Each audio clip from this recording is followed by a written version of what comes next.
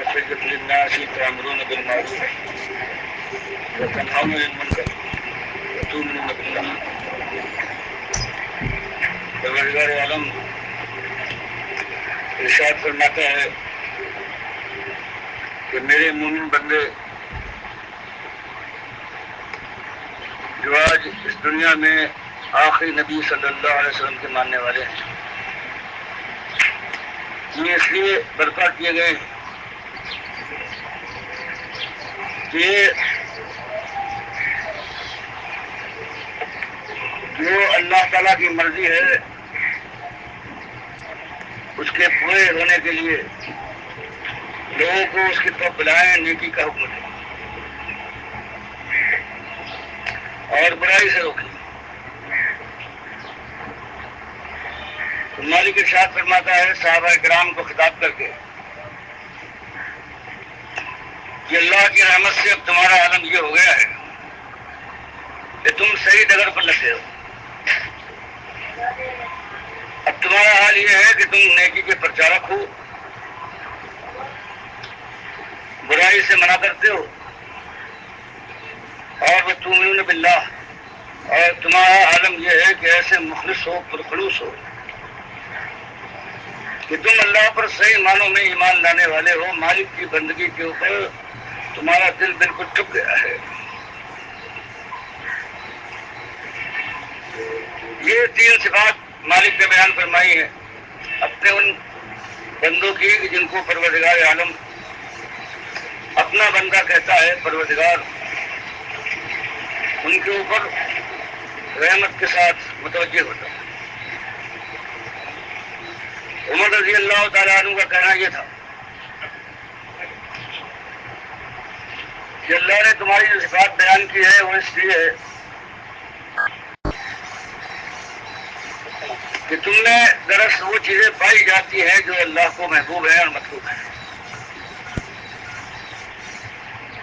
اور اس وقت تک تم خیر امت بنے رہو گے جب تک تمہارے اندر یہ تینوں چیزیں ہیں کہ تم صحیح معنوں میں اللہ پر ایمان لانے والے ہوگے، اور اس کے بعد ایمان تمہارے قلب و جگر میں اس طرح سے پیوست ہو گیا ہوگا کہ تم اس ایمان کی تبلیغ، اس کی پرچار کے لیے اپنی جان لگاؤ اور اپنے مالک کی کوئی نافرمانی کہیں دیکھو گے، تمہارا دل بیکار ہو جائے گا اور کوشش تمہاری یہ ہوگی کسی طرح سے اللہ کی نافرمانی کو نہ ہونا چاہیے۔ تو یہ چیزیں بیان کی گئی ہیں خیر امت کے لیے، اور حضرت عمر فاروق رضی اللہ تعالیٰ عنہ کا کہنا یہ پورا ہوا کہ خیر امت اس وقت تک ہو جب تک کہ تمہارے اندر صفات باقی ہے، اور جب صفات باقی نہ رہے تب تم خیر امت نہیں رہو گے۔ اور آج آپ دیکھتے ہیں یہ پوری امت مسلمہ کے نام سے جو ایک امت پھیلی ہوئی ہے، جو سمندر کی موجوں کی طرح سے موجیں مارتی ہے، ریزداروں میں رات کی طرح سے اس کی تعداد ہے، آسمان کے ستاروں کا مقابلہ کرتی ہے اپنی گنتی، لیکن پہلی چیز جو ایمان ہے، ایمان سے تیز دامن ہو گئی ہے جو صدیاں گزری ہیں اس سے پہلے، اور آج اس کے ساتھ اور اس کے سامنے اگر کوئی بات آ جاتی ہے جو صاف اور صحیح ایمان کے خلاف ہے تو اس کے کان پر کیوں تنگی گئی؟ آپ ہر طرف ایک طوفان دیکھتے ہیں کفر شرک کا، اللہ کے گھر کے مقابلہ ہے، اللہ کے ذات و صفات میں شہید ٹھہرائے جاتے ہیں۔ اللہ نے حج کا ایک سال میں ایک دن مقرر کیا ہے، اب آپ دیکھتے ہیں کہ معبودان باطل کا ایک دن ہے اس کے نام سے، آپ دیکھتے ہیں کہ اللہ کے گھر کے اوپر پردہ پڑا ہوا ہے، تو مالک کے گھر کے مقابلے کے لیے آج یہ جو امت مسلمہ کہلاتی ہے اس کا حال یہ ہے، اس نے گلی گلی کوچے کوچے میں ایسے گھر بنا لیے ہیں اپنے خود ساختہ باطل معبودوں کے، ان کے ساتھ بالکل یہی ہوتا ہے۔ ان کے یہاں چادر ڈالی جاتی ہے چادر چڑھاتی. پھر خانہ کعبہ کے جانے والوں کے اوپر کچھ پابندیاں ہوتی ہیں. ایسے معبودان باطل اس امت نے تلاش لیے ہیں کہ ان کے گھروں کی زیارت کے لیے جب جاتے ہیں تو خاص انداز سے، خاص لباس ہے، کبھی جوتی نہیں ہے، کبھی سر پہ ٹوپی نہیں ہے، کبھی ایک خاص طرح کا رومال یا کپڑے پہن کر جاتے ہیں. وہ احرام کی طرح سے دوسرے گھروں کے ساتھ بھی ان کا یہی معاملہ ہے. اور پھر نعرے لگاتے جاتے ہیں تلبیہ کی طرح سے. لبیک اللہم لبیک کہنے والا ایک مسلمان جاتا ہے اور آج آپ دیکھتے ہیں کہ یہاں ان گھروں کے لیے ہے جو اللہ کے مقابل بنائے گئے ہیں، اور جو آج مسلمان امت کے بیشتر لوگوں کے دلوں میں اللہ سے زیادہ وقار رکھنے والے ہیں. ان کے بھی نعرے ہیں، کہیں آپ دیکھتے ہیں حق حق باہو حق باہو جا رہے ہیں. وہی تلبیہ کے نعرے ہیں لگاتے ہوئے، اور پہنچنے کے بعد سارے وہی مراسم ہیں. وہی جیسے کہ اللہ کے گھر میں لگے ہوئے پتھر کا استلام ہوتا ہے، یہ جاتے ہیں بابا کے گھر کا، یہ پتھر کو سلام کرتے ہیں، چومنے کا موقع ہو چومتے. پھر پھیرے لگاتے ہیں غیر اللہ کے ان مقامات کے جو اللہ کے مقابلے میں بنائے گئے، اس کو بھی طواف کہتے ہیں یا پھیرے کے نام سے یاد کرتے ہیں. پھر وہاں ان کے دنڈوت ہے جھک جاتے ہیں، جیسے اللہ کے گھر کے سامنے لوگ سجدہ ریز ہوتے ہیں. پھر چمٹ جاتے ہیں بابا کی ڈیوری سے یا حضرت کے دروازے سے، بالکل ملتزم کی طرح سے، جو پروردگار نے بالکل کفایت کر دی تھی مومن کے لیے کہ سب کچھ اس گھر میں ہے. جو تمہارے دل میں معبود کے ساتھ کوئی شوق اور ذوق پیدا ہو تو اس کے بعد بندگی ساری کی ساری بندگی یہی ختم کر دی. کوئی اور گھر کوئی اور گھر نہیں ہے. اس کے بعد زمزم کے مقابلے میں پرساد لاتے ہیں. کہیں مالدار نمک کہتے ہیں کسی کو، کہیں سے لاتے ہیں اگر کی بچی کا چراغ لاتے ہیں. کسی کے یہاں چوریاں ہیں، کوئی داتا دربار کے نام سے پکارتے ہیں اس کو کہ یہ وہاں کی تبرک ہے. اور ساری آپ اندازہ لگائے بالکل اللہ کے ساتھ، اور اللہ کی بندگی کا چربہ اتارا ہے انہوں نے، اور اس پہ وہ ذوق و شوق ہے، وہ زور و شور ہے کہ جس کی انتہا نہیں ہے. اور کوئی زبان ایسی نہیں ہے ہمارے علماء کی جو اس کو ٹوکے اور کہے کہ اللہ کے بندوں کیا ظلم کر رہے ہیں مالک کے ساتھ. ما لکم لا ترجون للہ وقارا، تمہیں کیا ہو گیا ہے؟ تمہاری نگاہ میں ہر ایک کا وقار ہے، اگر وقار نہیں ہے تو صرف ایک مالک کا وقار نہیں. اپنے قوم کے سب سے بڑے طاقتور شخص کو دیکھ لے، وہ بھی یہی کرتا ہے کہ اللہ کے بجائے غیر اللہ کے گھروں پر چادریں ہیں، وہاں حاضریاں ہیں، وہاں دعائیں ہیں، منتیں ہیں. وہ اس کا پورا خاندان ہے ہر شخص کے. اب تو ایسا ہوتا ہے کہ راتوں کو بغیر حفاظتی پہرے کے گویا دل کے اندر گویا وہ لگاؤ ہے، یہ دکھانا نہیں بلکہ لگاؤ ہے، خاص طور سے دل وابستہ ہے غیر اللہ کے ساتھ. مفتیان کرام ہے، وہی بیٹھ کر اس کو ایسی جگہ سمجھ کر کہ یہاں اللہ تعالیٰ زیادہ خوش ہوتا ہے، یا اگر بابا دادا خوش نہیں ہوتے، مفتی ہیں عالم ہیں یہ نہ کہتے ہوں تو یہ خیال ہے ان کو کہ بہرحال یہاں سنتا ہے. تو امت کے اندر اس طرح سے شرک اس طرح سے اتر گیا ہے کہ رگو ریشے میں آپ جہاں دیکھیں ہر جگہ یہی ایک معاملہ ہے کہ ہر جگہ شرک ہی شرک ہے. اور کوئی زبان وہ کسی مسلک کی زبان ہو، وہ مصالحت کرنا چاہتی ہے، مداحرت کرنا چاہتی ہے اور ساتھ دیتی ہے۔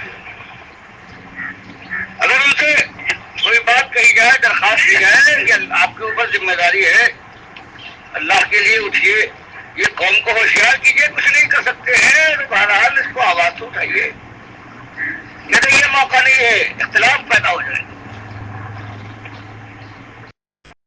ان حالات کے اندر اور آپ کو یہ معلوم ہے کہ پروردگار عالم ایک ہی بات بیان فرماتا ہے کہ میں شرک کو معاف نہیں کروں گا، اور شرک کے علاوہ ساری باتیں بڑا سے بڑا گناہ ہے، یہاں تک کہ زمین بھر دینے کے لیے کوئی شخص گناہ کرے ساری زمین بھر جائے۔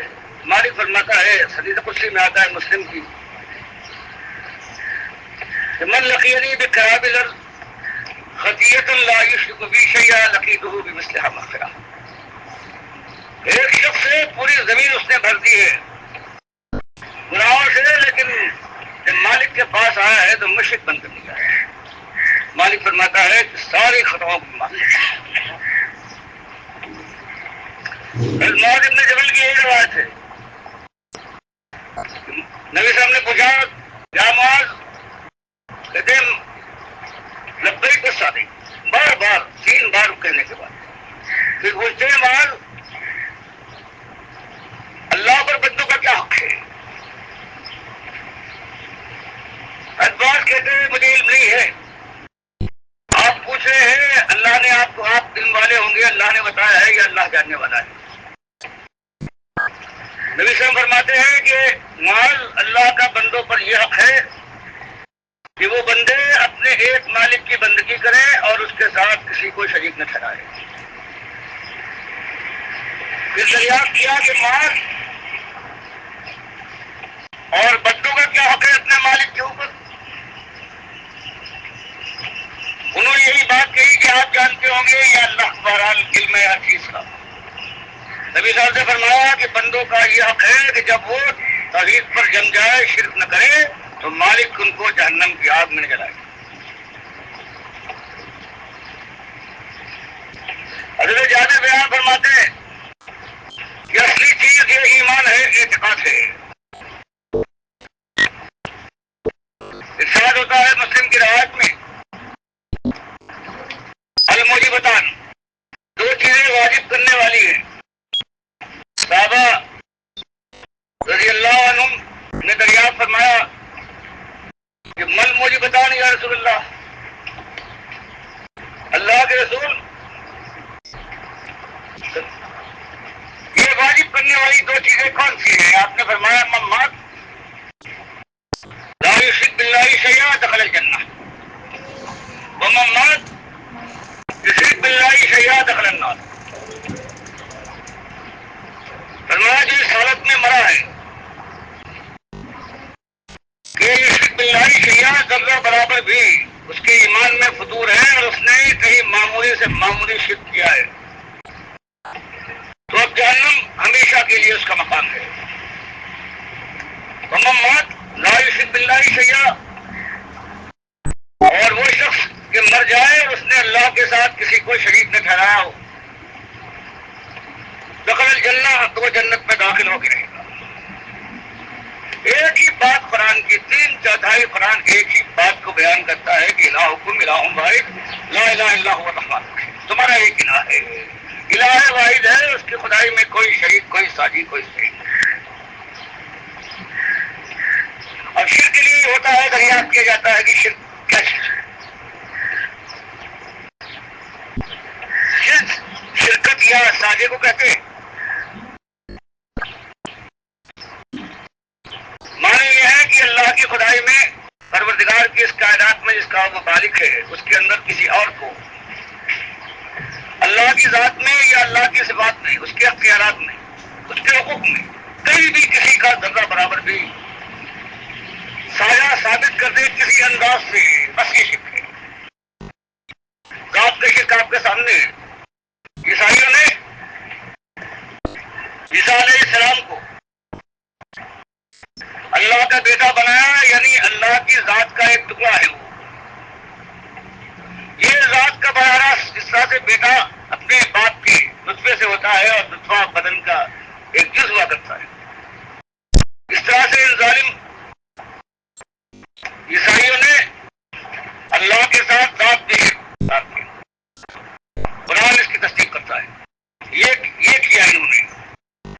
عزیر علیہ السلام کو یہودیوں نے بنایا یہ اللہ کے بیٹے. ابھی جو آخری کتاب کے ماننے والے ہیں یہ سب سے آگے تھے. ان کی قوم ہیں جیسے کہ احمد سرندی ہیں, مجدد الثانی کہلاتے ہیں. یہ اپنی مکتوبات میں لکھتے ہیں کہ اللہ کے نور کا ایک ٹکڑا ہے کاٹ کے اللہ کی ذات سے الگ کیا گیا ہے, اور اس سے محمد صلی اللہ علیہ وسلم کی تخلیق ہوئی ہے, اور کسی کو یہ حیثیت حاصل نہیں ہے, کوئی اور نہیں ہے جس کے اندر یہ اللہ کی ذات کا یہ ٹکڑا ہو سوائے محمد صلی اللہ علیہ وسلم. اب نور کی مختلف چیزیں انسان کہہ سکتا تھا, تعویل ہو سکتی تھی, ساری تعویل انہوں نے ختم کر دی. تو یہ ہمارے بزرگوں کا, اور سارے اتنے بزرگ گزرے ہیں ہمارے بڑے سے بڑے, انہوں نے وہ چیز نکالی. نور کا آج مسئلہ دیکھتے ہیں وہی مسئلہ ہے کہ محمد صلی اللہ علیہ وسلم اللہ کے نور کے ایک ٹکڑے ہیں, جیسے کہ مجدد الثانی اور دوسرے ہمارے بزرگوں نے لکھا ہے. تو یہ ہے ذات کا شرک. اس کے بعد صفات کے شرک, اور اس شرک میں سب سے پہلا شرک ہے وہ علم غیب ہے, علم کا شرک. اللہ ہر جگہ سے ہر چیز کو اندھیرے اجالے میں, صبح اور شام میں, ہوا اور زمین کے اندر ہر چیز کو دیکھنے والا ہے, اس کا عالم ہے, جاننے والا ہے, باخبر ہے. 3 صدیاں گزری تھی فی کی, کہ اس کے بعد یہ نظریہ وجود میں لایا گیا کہ جو پیر ہوتا ہے اپنا مرشد, وہ اپنے مرید کی ہر چیز سے ہر وقت واقف رہتا ہے. اور وہ 30ویں صدی میں جو شروع کیا گیا تھا یہ نظریہ, یہ شرکا, یہ علم غیب کا, یہ اس کا حال یہ ہے کہ ابھی تک اور اپنی انتہائی شدت کے ساتھ ہر ایک لکھنے والا ہے. چاہے علی حجویری ہو, ان کو داتا گنج بخش کہا جاتا ہے, چاہے یہ عبد القادر جیلانی ہو, دنیا میں یہی لکھیں گے, یہی لکھیں گے فتح ربانی میں کہ پیر اپنے مرید کے ہر حال سے ہر وقت واقف ہوتا ہے. اور یہ چیز جو علم ہے, علم میں جو شرک ہے, یہ صحیح معنوں میں اصلی شرک کی جا ہے. اگر مشرک کو یہ خیال ہو جائے کہ وہ غیر اللہ سے پکارتا ہے, غیر اللہ کی نظر نیاز کرتا ہے, اور حضرت کو خیال خبر نہیں ہوتی, تو کون اپنا وقت خراب کرے گا, کون اپنا بہ سکتا ہے؟ سب سے پہلے شیطان یہ ڈالتا ہے کہ حضرت کو تمہاری ہر بات کی ہر وقت خبر ہے. ان کے مرنے کے 800 برس بعد بھی اگر ان کی نظر نیاز کرو گے تو حضرت کو خبر ہو جائے گی, خوش ہو جائے گی, اور اس کے بعد پھر نوازیں گے جیسے نوازنے کا حق ہے. اور پروردگار عالم نے ہر جگہ اس چیز کو, یہ چونکہ جب تھی علم غیب کا معاملہ, شیطان پہلے یہی کہتا ہے کہ حضرت کو ہر بات کی خبر ہے, اور اس کے بعد پھر حضرت کو پکارو. خوش ہونے کا عجیب انداز ہے, ہر ایک کا الگ انداز ہے. بغداد والے ہیں وہ چاول اور کھیر سے خوش ہوتے ہیں, نبی صلی اللہ علیہ وسلم کو حلوہ معروف ہے, حضرت حسین کے لیے شربت چاہیے, بیوی کے لیے سانہ کو چوری ہو کے انتظام ہونا چاہیے. یہ سب تو بکری کے اوپر پوری طرح سے یہ ہوئی. یہ جو حضرت چاہتے ہیں وہ ان کی نظر نیاز کرو, اور نظر نیاز چونکہ عبادت ہے اس لیے ان کی بندگی کرو. خوش ہو جائیں گے نمازیں گے, نہ کرو گے ہر بات کی خبر ہے انہیں, ناراض ہونے کے بعد برباد کرتا نہیں. یہ وہ چیز ہے جو دماغ کے اندر شیطان بچھاتا ہے کہ حضرت کو ہر بات کی خبر ہے, اس چیز سے خوش ہوتے ہیں, یہ کرو گے حضرت کو خبر ہو جائے گی, ان کے پاس خود دینے کو بھی ہے, اور اگر نہ ہوا تو محبوب سبحانی ہے, مچل جائیں گے, محبت سے مجبور کر دیں گے اللہ کو, اور تمہاری بات تو کروا دیں گے. دل میں شرک کروانے کے بعد جب وہ اپنی جگہ بنا لیتا ہے تو کہتا ہے حضرت کے پاس تو سب کچھ ہے، اولاد وہ دیتے ہیں رزق سے کر، وہ گھر کے اندر خون برساتے ہیں، تصرف کے اوپر ہر چیز پر وہ قابض ہے، ان کو بنا دیا، کوئی کتب ہے، کوئی ابدال میں سے ہے، کوئی وطن اوقات کا کوئی جز ہے، کائنات جیسے ہمارے بزرگ کیسر موجود سب سے پہلے یہاں پر جو چیز آئی ہے وہ یہی ہے، اس سے پہلے اس طرح سے منظمت صرف نہیں آیا تھا یہاں، کیسر موجود نے سب سے پہلے اس کو نظم کے ساتھ ضبط کے ساتھ شرک کو پھیلایا ہے اور بتایا ہے اولیاء اللہ ہے، یہ مدیران تکوین ہے، سارا کچھ یہ کرتے ہیں، ان کے ذریعے سب کچھ ہوتا ہے، کشمہ نہیں کھڑا ہوا ہے، تصرف بھی بتا دیا، خوشی کس طرح سے ہوتی وہ بھی معلوم ان کو ہو گیا، پھر کہتا ہے پکار لگاؤ نعرہ یا علی کا یا رسول اس سے بیٹھتے کہو یا غوث، تو مشہور معروف چیز ہے، اب ان کو پکارو، خبر ان کو ہو جائے گی، ان کے پاس دینوں کا ہے، تمہارے دل سے واقف، تمہاری گود بھریں گے، تمہارے گھر میں ہون برسے گا، تمہاری مشکلات وہ دور کرے گی، تمہاری مصیبتوں کو ہٹائیں گے، اس میں دیکھو مت نہیں۔ اور پھر اللہ کی تقدیر جو کائنات کے بنائے جانے سے 50,000 سال پہلے لکھ دی گئی تھی، اگر اس پہ یہ مقدر ہے کہ اس شخص کو کبھی پریشانی کے بعد خیر اس کو مل جائے، بے اولاد ہو رہنے کے بعد اولاد سے نواز دیا جائے کہ وہ مدت پوری ہوتی ہے، اور اللہ کی طرف سے وہ تقدیر اس کے سب کچھ کر کے اس کے حق میں آتی ہے، تو یہ کہتا ہے بس اللہ کا نام نہیں ہے، دیا ہے جس کے پاس وہ آخری مرتبہ گیا ہو، یا جس کے متعلق وہ دل میں سوچتا ہے، طے کر لیتا ہے کہ نہیں ان کا احسان ہے، وہ دینے والا کیا دیتا ہے، انہوں نے زبردستی دلوایا ہے، پھر اس کی اولاد ہے جو اسی کے نام پر یہ پیر بخش ہے، یہ رسول بخش ہے، اور اگر کوئی اور مال ہوتا ہے تو اس مال میں سے حصہ نکالتا ہے کہ اتنا اس نے دیا ہے، کسی بغداد والے نے دیا ہے یا اجمیر والے نے یا لاہور والے نے یا یہ پٹن میں جو رہتا ہے اس نے دیا ہے، اس کا یہ حق ہے، اب نظر ہو رہی ہے، نیاز ہو رہی ہے، جانوروں میں 11 مرغیاں اگر ہو جائیں گی تو ایک حضرت کے نام پر، اس طرح سے کھیتی میں بھی حضرت کا حق ہے، کار بھی ہو گئی، اور اس طرح سے نظر و نیاز بھی سامنے آ گئی، پھر ان کے نام کے اوپر نظر کیا گیا کوئی بکرا کوئی گائے، کھیتی کا کوئی حصہ کہ یہ حضرت کا ہے، اور حضرت کے نام پر جو چیز چھوڑی گئی اس کے لیے یہ کہیں منہ مارتی پھرے، جس کو ہٹانا نہیں ہے، ہٹانا نہیں ہے، اب اس پر سوال نہیں ہوتا، یہ حضرت کے نام کی چھوڑی ہوئی گائے ہے، اس کا دودھ نہیں پی سکتا، سارے اللہ کی حدیث کا معاملہ تھا، بالکل وہی ہے، حضرت کے مزار کے پاس جو درخت لگے ہیں ان کو کاٹا نہیں جا سکتا، ان کا پھل گر جائے تو کھا لو لیکن توڑ کر نہیں کھا، بالکل وہی حرام ہے ان کا، اور اس سے سخت بھی حرام ہے، اور لوگ ایسا اعتماد کرتے ہیں اس کے اوپر کہ کوئی چوری کا مال قیمتی سے قیمتی ہو یا کہیں جانا ہو اور کوئی امین نہ ملے تو بابا کے قبر کے پاس جا کر چھوڑ جاتے ہیں کہ بابا کے قبر کے پاس کسی کی ہمت نہیں ہے ہماری چوری کرے اور اس کو نہیں جاتے،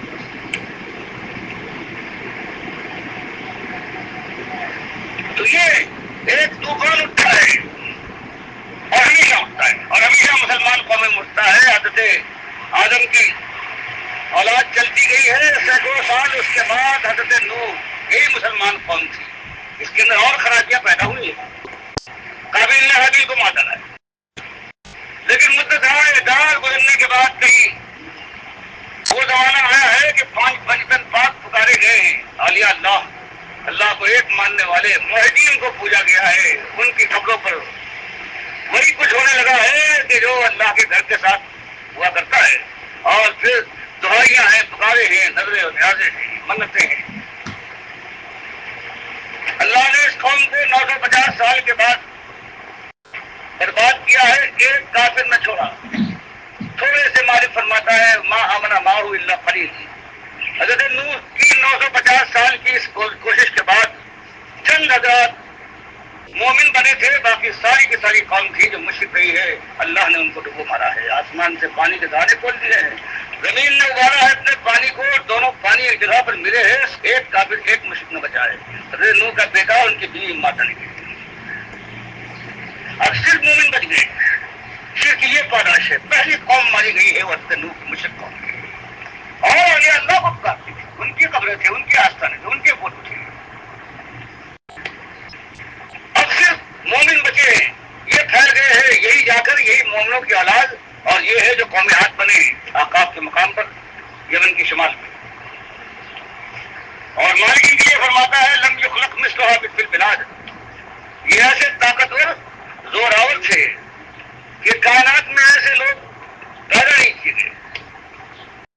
لیکن جب انہوں نے وہی ایک بات شروع کی، خالص مسلمانوں کی اولاد، پورے ان کے باپ دادا خالص مومن تھے، ایک کافر نہیں تھا، کہ وہ ہے جو حضرت نوح کی قوم کی بربادی کے بعد جو مومن رہے تھے ان کی اولاد. زمانہ گزرا ہے، شیطان نے یہی ان کے دل میں ڈالا ہے. آخر میں پروردگار نے اپنے نبی حود علیہ السلام کو بھیجا ہے، اور ان کی تبلیغ اور تلقین کے بعد ایک ہی بات تھی، یا قوم اعبدوا اللہ ما لکم من الہ غیرہ. ایک اصلی مسئلہ ہے، ایک روح ہے ساری مسائل کہ میری قوم ایک بیماری تمہیں چمٹ گئی ہے، جان لیوا ثابت ہوگی، اور بچنا چاہتے ہو اس بربادی سے تو میری قوم تمہارا ایک الہ ہے، ایک معبود ہے، اس کی بندگی کرو، اور جتنے معبودان باطل ہیں ان سے کیا چھوڑا. اور یہ نہ سوچو کہ زندگی گزر گئی اب کیا ہوگا. فرمایا یا قوم استغفروا ربکم ثم توبوا الیہ. میری قوم وقت نہیں گزرا ہے، استغفار و توبہ کے لیے وقت گزرتا نہیں ہے. اور دنیا کے لیے لوگ تم بھی شرک کر رہے ہو. ہمیشہ لوگوں نے دنیا کے لیے شرک کیا ہے، کسی نے آخرت کی خوبی کے لیے شرک نہیں کیا ہے. تو حضرت حود علیہ السلام نے کہا کہ دنیا بھی تمہیں ملے گی. یا قوم استغفروا ربکم، اے میری قوم اللہ سے معافی مانگو، ثم توبوا الیہ، اور اس کی طرف پلٹ آؤ. یرسل السماء علیکم مدرارا. تو مالک تم دنیا کا چاہتے ہو غیر اللہ کے داستانوں پر جا کر، وہاں تو ہریا دیتے ہو، وہاں ماتھے گھستے ہو، وہاں تمہارا رونا دھونا اور پکارے ہیں. یہ کام کر لو. یرسل السماء علیکم مدرارا، مالک تمہارے اوپر آسمان سے نعمتوں کے دھارے پا دے گا. وَيَزِدْكُمْ قُوَّةً إِلَىٰ قُوَّتِكُمْ. آج اتنی بڑی قوت ہے تمہاری کہ دنیا میں تمہارے ایسے زور و قوت والے کبھی پیدا نہیں ہوئے ہیں. تمہاری قوت میں مالک اور اضافہ کرے گا. وَلَا تَتَوَلَّوْا مُجْرِمِينَ. دیکھو ایک بات ہے، میری دعوت کو رد نہ کرنا، توحید کی اس پکار کے اوپر لبیک کہنا، ورنہ اس کے بعد پھر تمہاری خیر نہیں. سمجھانے بجانے کے بعد جب وہ نہیں مانے ہیں تو 8 دن اور 7 راتیں ایسی ہوا مالک نے بھیجی ہے. وَتَرَى الْقَوْمَ فِيهَا سَرَاعَ كَأَنَّهُمْ أَعْجَازُ نَخْلٍ خَاوِيَةٍ فَهَلْ تَرَىٰ لَهُم مِّن بَاقِيَةٍ. ایسی ہوا بھیجی ہے کہ سب جتنے مشرک تھے سب کھوکھلے تنوں کی طرح سے، کھجور کے کھوکھلے تنے ہوتے پھسڑے ہوئے پڑے. ایک مالک هَلْ تَرَىٰ لَهُم مِّن بَاقِيَةٍ. مالک فرماتا ہے ایک مشرک کو ہم نے نہیں چھوڑا. جو مومن بچے تھے اس ماحول سے گھبرا کر ماحول چھوڑ دیا انہوں نے. یمن کے شمال میں تھے، وہاں سے نقل مکانی کر کے ہند کے مقام پر پہنچے، وادی قرا اور شام کے درمیان جو وادی ہے، وہاں جانے کے بعد خالص مومن پہنچے، ایک اس کے اندر کافر نہیں تھا.